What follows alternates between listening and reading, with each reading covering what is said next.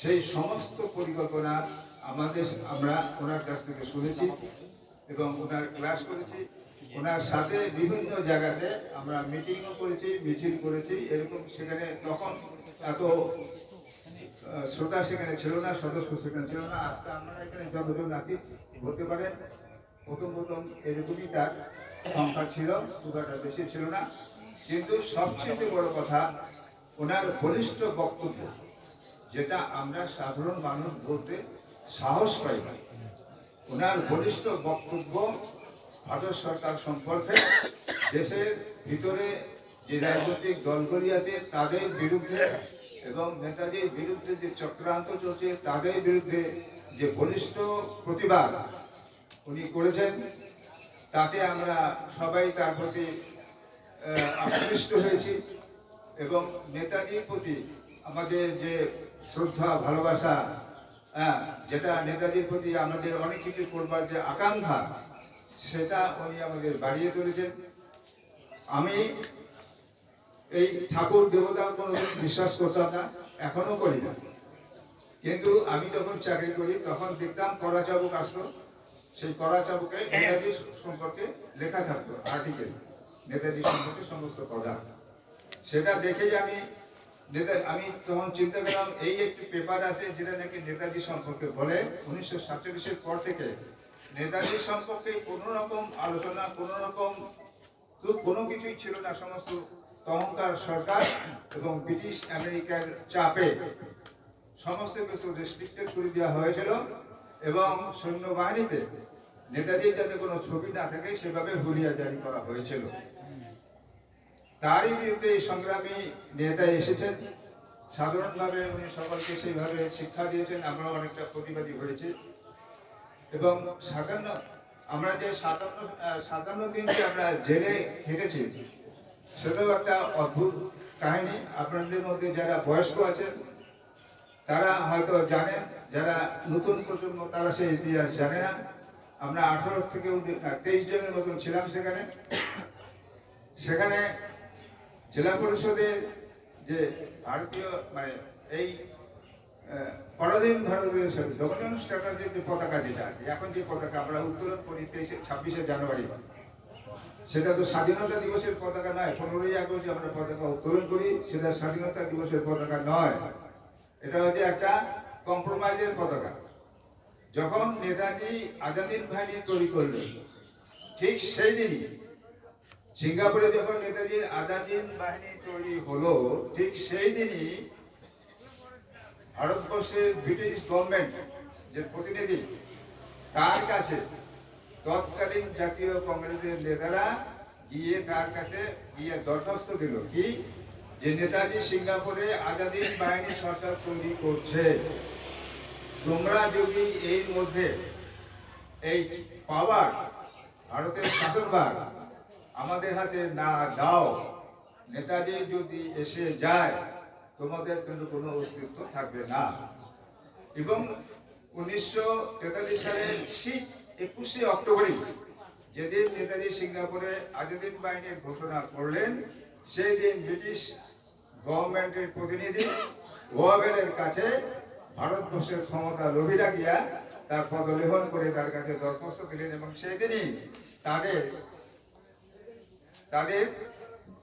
ওই ওটাকে বলে ডমিনিয়ন স্ট্যাটাস ভোগ করবে, স্বায়ত্ত শাসনের ভোগ করবার অনুমতি দিয়ে দেওয়া হলো, কিন্তু জনসাধারণকে সেটা জানানো হলো না। এই ছিল প্রকৃত ইতিহাস। এবং তখন ভারতবর্ষের সমস্ত আন্দোলনের মুকুটমণি ছিল জাতীয় কংগ্রেস, বামপন্থীরাও ছিল, কিন্তু তখন তারা কেউ এটাকে বাধা দেয়নি। তারা খুব আনন্দের সাথে সেই প্রস্তাব তারা গ্রহণ করেছিল। নেতাজি যখনই আসুক আমরা স্বার্থ শাসন পেয়ে গেছি, কিন্তু জনসাধারণকে সেটা বলা হয়নি। নেতাজি আসার আগে যে সমস্ত ক্ষমতা যখন ট্রান্সফার হয়ে গেল, সে সমস্ত ইতিহাস আমরা পড়েছি, সবকিছু শুনেছি। তারপরে সেখানে আমরা জেলা পরিষদে যে ভারতীয় আমাদের 26শে জানুয়ারি এবং 15ই আগস্টে পতাকা উত্তোলন করি, তথাকথিত স্বাধীনতা দিবসের পতাকা, সেটাকে মানুষের সামনে ওটাকে একটা ফালতু জিনিস বলে প্রমাণ করার জন্য আজাদিন বাহিনী একটা মিটিং করেছিল। সেই মিটিংয়ে রাসমালার মাঠে প্রায় 3 থেকে 4,000 সমস্ত ভলান্টিয়ার এসেছিল। ওই যে এদের মতন ভলান্টিয়ার, এরা এখন বয়স হয়ে গেছে, আমার মনে হয় ওই সময় ওরা হয়তো আরো যুবক ছিল। কতদিন আগে এরা ভলান্টিয়ার হিসেবে জানি না, যদি সেই সময় থাকে তাহলে তাদেরও মনে আছে। সেই ভলান্টিয়ার ছিল সামনে, আমরা তাদের সাপোর্টার ছিলাম পিছনে। কুচবিহার সমস্ত শহর পরিক্রমা করে জেলা পরিষদে ঢুকে 3 তলার উপরে গিয়ে সেই পতাকা নামিয়ে দেওয়া হলো। দিয়ে হ্যাঁ তোমার ছেলে দিয়ে পতাকা নামিয়ে দেওয়া হলো, দিয়ে সেখানে আজাদিন বাহিনীর পতাকা তুলে দেওয়া হলো। তখন তো সারা দেশব্যাপী হই হই হই হই শব্দ উঠে গেল এবং পুলিশ জেলা পরিষদ ওরা সমস্ত যে যার, কেউ বাথরুমে পালিয়ে গেছে, কেউ কোথাও চলে গেছে, সব লুকিয়ে গেছে, আর কি ওর ভয় পেয়ে গেছে। তারপরে পুলিশ সামনাসামনি যাদের পেয়েছে, যেমন যাদের নাকি ইউনিফর্ম করা ছিল তাদেরকে অ্যারেস্ট করেছে। আমি, শ্যামল সাহা, আরও একজন ছিল, আমাদের 3 জনকে স্বামীজি বলে যে সরুগুরু চন্দ্রদা, আমাকে চন্দ্রদা বলতো, চন্দ্রদা জানতো আপনি এসপির কাছে। যাদের অ্যারেস্ট করেছে তাদের যদি ছেড়ে না দেয় তাহলে কিন্তু আমি বৃহত্তর আন্দোলন করব। আমরা ওনার অনুগত, ওনার আদেশ পালন করার জন্য আমরা বিপদের কথা চিন্তা না করে একটা গাড়ি ছিল, আলিপুরদুয়ারের একটা গাড়ি, তাতে আজাদিনের পতাকা লাগানো ছিল, সেটা নিয়ে আমরা এসপি অফিসে গেলাম। সেখানে দেখা গেল এসপি অফিসে এসপি নেই। সেখান থেকে আমরা ঘুরে আসলাম, ঘুরে এসে আমরা চলছি থানার দিকে। তারপর বললাম আনন্দ ভারতীকে তাহলে থানাতে যাবো। আমরা আসলাম থানাতে। থানাতে যখন যাব তখন এখানে আইসি ছিল কিষান সমীর চক্রবর্তী। সমীর চক্রবর্তী ছিল ইয়ং ম্যান, উনি আমাদের গাড়িটা থামালো, যেহেতু গাড়িটা আমাদের আজাদিনের পতাকা আছে। আচ্ছা দাঁড়া, কোথায় যাচ্ছেন? আমি থানায় যাচ্ছি। তখন 2টা পরস্পর করতে উপরে উঠে দিই, সেই গাড়িটাই চলে গেল থানায়। এখন অদ্ভুত ব্যাপার দেখুন, অন্য কোনো লোক হলে, আমাদের সাথে একজন মহুরীয় ছিল, নামটা এখন ভুলে গেছে, সে ওই সময় দেখে শুনে গাড়িটা নিয়ে এসে সে আসলে শুট করে পালিয়ে গেল। হ্যাঁ, আমি শ্যামল শাহ ওখানে ওদের সাথে থেকে গেলাম এবং আমাকে ওখানকার আইসি যিনি ছিলেন সমস্ত কিছু জিজ্ঞাসা করলো। আমরা কিন্তু ইচ্ছে করলে চলে আসতে পারতাম, কিন্তু যেহেতু আমাদের 22, 23, 25 জন 26 জনকে অ্যারেস্ট করেছে, আমরা ওখানে অবস্থান করে গেলাম। ইঞ্জিনিয়ারটা স্বামীজির কাছে খবর গেল যে আমরাও অ্যারেস্টেড, মানে আমরা ধরে নিজেরাই ইচ্ছে করি গ্রেপ্তার বরণ করে নিলাম, আমরা ওখান থেকে আর বার হইনি। তারপরে স্বামীজি যত সমস্ত ভলান্টিয়ার ছিল তাদের নিয়ে টোটাল থানাটাকে ঘেরাও করল। আমাদের যেই রুমের মধ্যে রাখা ছিল সেখানে সমস্ত পিছনে সমস্ত রাইফেল সাজানো ছিল। ওরা রাইফেল চাচ্ছে, আমাদের ঘরে তো তালা মারা। তখন আমরা রাইফেল এগিয়ে দিচ্ছি আর ভেতর থেকে বলছি যে জয় হিন্দ আজাদিন জিন্দাবাদ। ভেতর থেকে আমরা স্লোগান দিচ্ছি। রাইফেল নিয়ে আসছে। ইন্ডিপেন্ডেন্ট কুচবিহার থেকে ফোন করা হলো জলপাইগুড়িতে, জলপাইগুড়ি থেকে ফোন করা হলো কলকাতায়, যে এরকম অবস্থা কী করবো। তখন এই সমস্ত ভলান্টিয়ারদের নিয়ে এসে মার্চ করে এসে টোটাল থানা ঘেরাও করে আনন্দ ভারতীর সামনে গেটের সামনে এসে দাঁড়ালো, বলে হয় যাদের অ্যারেস্ট করেছে হয় তাদের ছেড়ে দিবেন, আর তাহলে আমাকে অ্যারেস্ট করতে হবে। 2 ঘন্টা, 2.5 ঘন্টা, 3 ঘন্টা এরকম বাকবিতণ্ডা হলো। তারপরে বাধ্য হয়ে পুলিশ বললো কি আমাদের তা ছেড়ে দিতে পারে না, যেহেতু অ্যারেস্ট করছি। সেদিন ছিল শনিবার, ওনাকেও অ্যারেস্ট করা। উনি এসে আমাদের সাথে ঢুকলেন। তারপর সারা রাত্রি সেদিনকে আমরা ওখানে বসে থাকলাম। রাত্রিবেলায় বোধহয় ওই সামনে একটা ভাত আর তরকারি আর ডাল, যেটা নাকি যাদের অ্যারেস্ট করে তাদের খেতে দেওয়া হয়, আমরা কেউ কিছু খাইনি। তারপরে পরের দিন সকালে 10টার সময় ওখানকার যে আইসি ছিল সমীর চক্রবর্তী, উনি সাংবাদিক ডাকলেন। সাংবাদিক ছবি নিয়ে আসতে, ছবি তুলবে, আনন্দ ভারতীকে ছবি তুলবে। আনন্দ ভারতী তখন কী করলেন, আমাকে পাশে ডেকে নিলেন। আমি, আনন্দ ভারতী, শ্যামল, আরও 4-5 জন যারা ছিল তাদের ডেকে নিয়ে আমাদের একটা গ্রুপ ফটো থানা থেকে তুলে নিলেন। হয়তো আমরা যেটা মনে করলাম সমীর যে চক্রবর্তী উনি নেতাজির প্রতি খুব আকৃষ্ট, নেতাজিকে খুব ভালোবাসেন, হয়তো সেই ভালোবাসার বসেই আমাদের খুব ভালো ব্যবহার করলেন, ওনার সাথে খুব ভালো ব্যবহার করেন, অনেক কিছু জানতে চাইলেন। আর আনন্দবাদে গড় করে সমস্ত বলে দিতেছেন নেতাজি সুভাষচন্দ্রের আগামী দিনের কি পরিকল্পনা। পরে এই করতে করতে পরের দিন দিনটা শহরের বিভিন্ন লোক এসে থানাতে চারপাশ থেকে দেখতেছে কিন্তু একটা ঘটনা, একজন সন্ন্যাসী এসেছেন, তিনি নেতাজির কথা বলছেন, তার সাথে কারা কারা অ্যারেস্ট হয়েছে। এই সমস্ত তারা শুনছি, পেপারে উঠে গেছে, আমার বাড়িতে তো কান্নাকাটি শুরু হয়ে গেছে। যাই হোক, আমাদের সেদিন রবিবার স্পেশাল কোর্ট বসলো, আমরা কোর্টে গেলাম, কোর্টে থেকে আমাদের জামিনের নির্দেশ এলো না, আমরা জামিন চাই না। আচ্ছা, সে জামিন আমরা চাই না। আনন্দ ভারতের জিজ্ঞাসা দীপ্ত ঘোষণা ছিল যে আমরা কোনো জামিন নেব না, যতদিন ইচ্ছা আমরা এখানে আমাদের রাখা হোক। আমরাও কিন্তু অনুগত কিসের মতন, সোলজারের মতন। ওনাকে আমরা মনে করলাম উনি আমাদের ক্যাপ্টেন, নেতাজি আমাদের সুপার পাওয়ার, উনি যা বলবেন সেটাই আমরা করবো। আমরা জামিনের আবেদন করি নাই আমাদের তরফ থেকে, আমাদের বাড়ির থেকে, আমার বাড়ির থেকে বহু চেষ্টা হয়েছে জামিন করানোর জন্য। আমি বলছি না, জামিন নেবো না। তারপরে আমাদের খাবারের আমরা কি চিন্তা করলাম, আমরা বলতাম যে আমরা জেলের খাবার খাবো না। এবং এই 57 দিন কাটামারি থেকে আরম্ভ করে, নিশিগঞ্জ থেকে আরম্ভ করে বিভিন্ন গুরু ভাইরা যারা নাকি আনন্দ ভারতীর সাথে যুক্ত ছিল বা না ছিল, বা সন্তান দলে যারা ছিল, তারা ট্রেনে করে ভাত, ডাল আর সবজি সাইকেলে করে নিয়ে এসে আমাদের বিকাল 4টার সময় ওখানে পৌঁছে দিত। আমরা ওই বিকাল 4টার সময় ওই খেয়ে থাকতাম। জেলের কোনো খাবার আমরা খাইনি। জেলার বলছিল আপনাদের জন্য এই ক্লাস খাবার আছে, প্রথম শ্রেণীর কয়েদি হিসেবে আপনাদের রাখা হবে, আপনারা খেতে পারেন। তখন আন্দোলন বললো যে খাবারে আমরা থুতু দেই, আমরা ওই মানে ব্রিটিশ গভর্নমেন্টের তৈরি করা কোনো খাবার আমরা খাবো না। আমরাও কিন্তু সকলে এক বাক্যে সেটাকে মেনে চলেছি। সারাদিন আমরা কিছু খাই নাই, 4টার সময় যে খাবারটা আসতো সেটাই আমরা খেয়েছি। তার মধ্যে দেখেন পরম পিতার কি পরীক্ষা, আমার পক্স হয়ে গেল, আমাকে আলাদা সেরে রাখলো, সেখানেও 2 সপ্তাহ থাকলাম। সেখান থেকে বার হলাম, শ্যামলের পক্স হলো, সেখানেও 2 সপ্তাহ করে থাকলো, সেও আসলো। তারপর আনন্দ ভারতী নিজেরই পক্স। তারপর আনন্দ ভারতী শারীরিক কন্ডিশন দেখে ডাক্তার ডাকা হলো। আমাদের জন্য ডাক্তার ডাকা হয়নি, ডাক্তার হয়নি, আমরা মোটামুটি স্বাভাবিকই ছিলাম। তারপর ওনাকে দেখে ডাক্তার বললো হার্টের কম্পন দেখা যাচ্ছে, ওনাকে ইমিডিয়েটলি হসপিটালে ভর্তি করা হলো, কুচবিহারে হসপিটালে ভর্তি করা হলো, এবং সেখান থেকে পরবর্তী ক্ষেত্রে শিলিগুড়িতে হসপিটালে ভর্তি করা হলো। এরপরে যেহেতু আনন্দ ভারতী আর সামনে নেই, আমার বাড়ির লোকজনও তখন চিন্তা করলো যে আর অপেক্ষা করা যায় না, 57 দিন হয়ে গেছে। আর এদিকে বাড়িতে শুনছে যে আমার আবার পক্স হয়েছে, মুখের পক্স হয়েছে, এদের জীবন নিয়ে টানাটানি হয়ে যাবে। ওরা বাধ্য হয়ে আমার মতেই থানাতে মুভ করছে, কোর্টে মুভ করছে, এবং সেখান থেকে জামিন হয়েছে। সেই জামিনের সাথে আনন্দ ভারতীর জামিন হয়ে গেছে, সেখান থেকে আমার জামিন হয়ে বেরিয়েছে।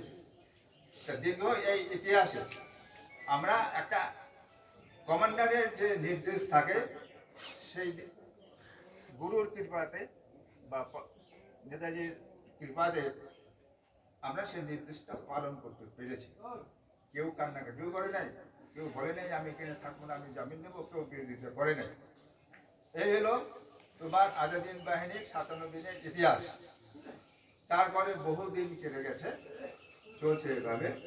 তাই এবছর তারপরে 2025, আজ থেকে 7 বছর আগে ভারত সরকার লাল কেল্লাতে আজাদিন বাহিনীর যে সর্বাধিক নেতা নেতাজি সুভাষচন্দ্র প্রধানমন্ত্রী এবং আজাদিন বাহিনীকে স্বীকৃতি দিল, দিয়ে সেখানে পতাকা উত্তোলন করা হলো। এটার জন্য এর মধ্যে এই 7 বছরে বহু মিলিটারি মানে রিটায়ার্ড মিলিটারি অফিসার সংগঠন করেছে, তারা মুখ করেছে, তারা প্রধানমন্ত্রীর কাছে চাপ দিয়েছে। নেতাজি পরিবারের চন্দ্রকুমার বসুও চাপ দিয়েছে, উনি তখন সাংসদ হয়েছেন, এমপি হয়েছেন, উনিও চাপ দিয়েছেন যে এটাকে তোমার স্বীকৃতি দেওয়া হোক। যেহেতু ডমিনিয়ন স্ট্যাটাস, চট করে স্বীকৃতি ওভাবে দেওয়া যায় না, তাহলে তো যুদ্ধ লেগে যাবে। সেই স্বীকৃতি বলতে প্রধানমন্ত্রী যখন ওটা লালকেল্লাতে ডিক্লেয়ার দিয়েছেন, তাহলে মোটামুটি ব্রিটিশ আমেরিকাকে বুঝিয়ে দেওয়া হলো যে তোমার ওই নির্দেশ আর আমরা মানছি না। ভারত সরকার সেই স্বীকৃতি দিল। তারপরে চলছে লড়াই। এই লড়াইতে বর্তমান অবস্থাতে কি অবস্থাতে চলছে, কি অবস্থাতে নেতাজি ব্রিটিশ এবং আমেরিকাকে রাতের ঘুম কেড়ে নিয়ে একের পর এক দাবার চাল দিয়ে ব্রিটিশকে একেবারে সর্বশান্ত করার রাস্তায় নিয়ে চলে যাচ্ছে। আর যে ব্রিটিশ সাম্রাজ্যে নাকি সূর্য অস্ত যেত না, এত বড় তার সাম্রাজ্য ছিল, সেই ব্রিটিশ সাম্রাজ্যের আজকে কি অবস্থা আপনাদের বললে আপনারা খুবই আনন্দ পাবেন। সেই ব্রিটিশ সরকারের বর্তমান যে অবস্থা, ভারত সরকারের কাছে এসে বলছে যে তোমার সাথে আমরা ব্যবসা করতে চাই, ব্যবসার সব রকম সুযোগ সুবিধা আমাদের করে দাও, আমরা আমেরিকার সাথে নেই। এবং ভারত সরকারের সাথে অনেকগুলি চুক্তি হয়েছে, ভারতের সাথে তারা ব্যবসা বাণিজ্য করবে তাদের অর্থনীতি থেকে চাঙ্গা করার জন্য। আর লেটেস্ট খবর যেটা, যে ভারতবর্ষকে জ্বালিয়ে পুড়িয়ে ছাড়খাড় করার জন্য আমেরিকা যে সমস্ত পরিকল্পনা করেছে, সে সারা পৃথিবীতে যে কোনো রাষ্ট্রে তার কথা মতো না চলে সেখানে ফোর্স পাঠিয়ে দিয়ে তাদের উপর অত্যাচার করে, তাদের তেল নেওয়া হয়েছে কম দামে, তাদের খনিজ পদার্থ দিতে হবে, এটা করতে হবে সেটা করতে হবে, এরকম সমস্ত পাওয়ার কাটিয়ে গিয়েছে। সেই আমেরিকা গত 5 দিন আগে যেটা খবর এসেছে, আমেরিকার 7টা প্রভিন্সে 70 লক্ষ লোক বিদ্রোহ করছে আমেরিকার বিরুদ্ধে। আমেরিকাতে এখন ত্রাহি মানে রব শুরু হয়ে গেছে। আমেরিকাতে ভারত পাঠানো বন্ধ করেছে। আমেরিকার সাথে সমস্ত রকম, আমেরিকা বলছে রাশিয়া থেকে তেল কেনা চলবে না, ভারত বলছে আমরা তোমার কথা মানবো না, আমি রাশিয়া থেকে তেল কিনবো, যেখানে কম দামে পাবো সেখানে কিনবো। ভারত রাশিয়া থেকে অস্ত্র কিনতে পারবে না, ভারত বলছে আমি যেখানে খুঁজি সেখানে অস্ত্র তৈরি করবো এবং আমি নিজে অস্ত্র তৈরি করবো। এখন আপনারা প্রধানমন্ত্রীর কাছে শুনতে পারবেন একটাই স্লোগান, স্বয়ং সম্পূর্ণ ভারত। আমি ভারতীয়, স্বদেশী ভারত, স্বদেশী জিনিসপত্র ছাড়া আমরা বিদেশি কোনো জিনিসপত্র কিনবো না। এই পরিস্থিতি চলছে, চলাতে হয়েছে কি আজকে আমেরিকার অস্ত্র বিক্রি বন্ধ হয়ে গেছে। আমেরিকাকে ভারতের থেকে বিশাল পরিমাণ জীবনদায়ী ওষুধ চায়, সেই ওষুধ বন্ধ হয়ে গেছে, সেই ওষুধ আর অন্য কোনো দেশের থেকে পাবে না। এবং শুধু তাই নয়, ভারত বলছে তুমি আমাদের যে সমস্ত বৈজ্ঞানিক বা টেকনোলজি যারা যে সমস্ত লোকদের তুমি ওখানে গেছে, যারা তুমি যাদের নিয়ে ওখানে এই সমস্ত শিল্প বাণিজ্য করছো, তাদের আমি ফেরত দিব, নিয়ে এসে আমি আমার দেশে তাদের এস্টাবলিশ করবো, তোমার দুয়ারে কেউ যাবে না। তাহলে তো আমেরিকা নিশ্চয়ই যাবে। ঠাকুর বলছে যে আমেরিকার হাতে আমি ভিক্ষার ঝুলি চড়িয়ে দেবো। এবং নেতাজিও তাই। নেতাজি এমনটাই দেখা যাচ্ছে যে আমেরিকা সারা পৃথিবীতে প্রত্যেকটা রাষ্ট্রের উপর ডান্ডা চালিয়ে গেছে, বন্দুকের নলার উপরে রেখেছে, সেই আমেরিকাকে আজকে ও অন্যের দেশে গিয়া, অন্যের দেশে ওদের ইন্টেলিজেন্ট ব্রাঞ্চ আর ওদের একটা সংস্থা আছে ডিপ স্টেট। কোনো রাষ্ট্র যদি আমেরিকার কথা না শোনে, ডিপ স্টেট নামে একটা সংস্থা আছে, তারা সেখানে গিয়ে অশান্তি সৃষ্টি করে, যেটা আমাদের ভারতবর্ষে এখন ঢুকে দেওয়া হয়েছে। কোটি কোটি টাকা ঢালছে এই ভারত সরকারকে, নরেন্দ্র মোদীকে সরাও। আরে মূর্খ, নরেন্দ্র মোদীর মতন হাজারটা নরেন্দ্র মোদীকে সরালেও ভারতের কিছু করতে পারবে না। এই জন্য ভারতের মাথার উপর রয়েছে সুপার পাওয়ার নেতাজি সুভাষচন্দ্র বসু এবং তার যে সমস্ত এজেন্সি আছে। আপনারা অনেকেই জানেন অজিত দোভাল, জয়শঙ্করকে আপনারা দেখছেন, তারা কিভাবে আমেরিকার সাথে নানা রকম ভাবে তারা বসছে, তাদের সাথে তারা ফাইট করছে। সেরকম লক্ষ লক্ষ অজিত দোভাল এবং জয়শঙ্কর সারা বিশ্বব্যাপী নেতাজির অঙ্গুলি হেলনে চলছে। এমনকি আমেরিকার ঘরের ভিতরেও নেতাজির ইন্টেলিজেন্সি কাজ করছে। তা সুতরাং এখন আমরা এমন একটা সময় এসেছে, ওই দিন অল্প সময়ের মধ্যে তৃতীয় বিশ্বযুদ্ধ লাগবেই। আর একটা কথা আছে, নেতাজি কিন্তু আমরা কেউ নেতাজির আত্মপ্রকাশ করুক এই দাবি করে নেতাজিকে আমরা আনতে পারবো না। কেন? তিনি সে অনেক আশা করে সলমানি আশ্রমে এসেছিলেন। ভারতবর্ষে তোমার শিক্ষিত অশিক্ষিত রাজনৈতিক নেতা, বুদ্ধিজীবী সকলের সাথে ওনার সমস্ত কিছু উনি পালস নিয়ে গেছেন। উনি পরিষ্কার বুঝতে পেরেছেন যে এরা গোলাম হয়ে গেছে, আমেরিকার গোলাম হয়ে গেছে, রাজনৈতিক দলের গোলাম হয়ে গেছে, এরা দুর্নীতিতে আকণ্ঠ নিমজ্জিত হয়ে গেছে, এদের দ্বারা কিছু হবে না। তাই ওনার নতুন পরিকল্পনা, নিজস্ব পরিকল্পনা, নিজস্ব সৈন্যবাহিনী। এর আগে প্রায় কয়েক বছর আগে চোয়েন্নাই বলেছিল উনি এশিয়ান লিবারেশন আর্মি তৈরি করেছিলেন, তখন বলেছিল 1 লক্ষ বা 2 লক্ষ হতে পারে। এখন মনে হচ্ছে সেটা প্রায় 5 কোটিতে এসে দাঁড়িয়েছে। এশিয়ান লিবারেশন আর্মি, যে আর্মিতে বিশ্বের সমস্ত রাষ্ট্রের সেনাবাহিনী সেখানে আছে। তাদের মিলিটারি ড্রেসের ভাষা ভিন্ন এবং তারা জানে না তারা কার হয়ে কাজ করছে। তাদের যে সুপ্রিম কমান্ডার, তার যে নির্দেশ, সেই নির্দেশ অনুযায়ী সে কাজ করবে। এইগুলো সামান্য কিছু, নেতাজির আরো অনেক ঐশ্বরিক ক্ষমতা আছে, যেটা যদি সময় হয় তাহলে স্ট্রিট কর্নারে বলবো। এটা আপনাদের ঘরোয়াভাবে বললাম, যেটা হ্যাঁ স্ট্রিট কর্নারে সেটা বলা, অনেক কিছু বলা সম্ভব হবে না। আমাদের গর্ব করা উচিত, আমরা বালক ব্রহ্মচারীর সন্তান, আমাদের গর্ব করা উচিত আমরা নেতাজিকে আমরা যে বুকের মধ্যে রেখেছি, সেই নেতাজিকে স্মরণ করে রেখেছি। তার জন্য যদি আমাদের জীবন দিতে হয়, তা এসে যে ভালো কাজ আর কিছু নেই। সুতরাং এগিয়ে চলুন, আর নিজেদের মধ্যে কে আজাদিন, কে সন্তান দল, কেউ ভারতীয় সুবর্ণা, এ সমস্ত দেখার দরকার নেই। আমরা সবাই চাই ভারতের মুক্তি সংগ্রাম, তার নেতা হচ্ছে নেতাজি সুভাষচন্দ্র বোস। আমরা তার পতাকা তলে সমস্ত বিভেদ ভুলে একসাথে চলবো। কোন রকম নিজেরা কোনো বিভেদের মধ্যে যাব না, কোনো লড়াই করবো না, খালি সেই দিনের অপেক্ষায় থাকবো কোন দিন ভারত আবার জগৎ সভায় শ্রেষ্ঠ আসন লবে এবং স্বাধীন ভারতে থাকার স্বাধীনতার যে কি সুখ, সেটা নেতাজি আমাদের দেখিয়ে দিবে। আপনারা দেখতে পারবেন যে স্বাধীনতা কাকে কিভাবে হয়। আপনার সন্তানের কোনো দায়িত্ব আপনাকে নিতে হবে না, সরকার সবকিছু নেবে, তার যোগ্যতা অনুযায়ী সরকার সবকিছু করে নেবে। আমাদের কোনো কিছু দায়িত্ব নিতে হবে না। এবং আপনাদের বউ আছে, সেটা এখন আর বললাম না, আপনাদের সামনে যখন আসবে তখন নিজেরাই দেখতে পাবেন বহু কিছু পরিবর্তন চলছে, ঝড়ের বেগে চলছে। আর কিছু বলবো না। জয় হিন্দ, রাম রাম। আমাদের বিপ্লব, স্বাধীনতার বিপ্লব, বেদের বিপ্লব, এই হলো 2টি কথা।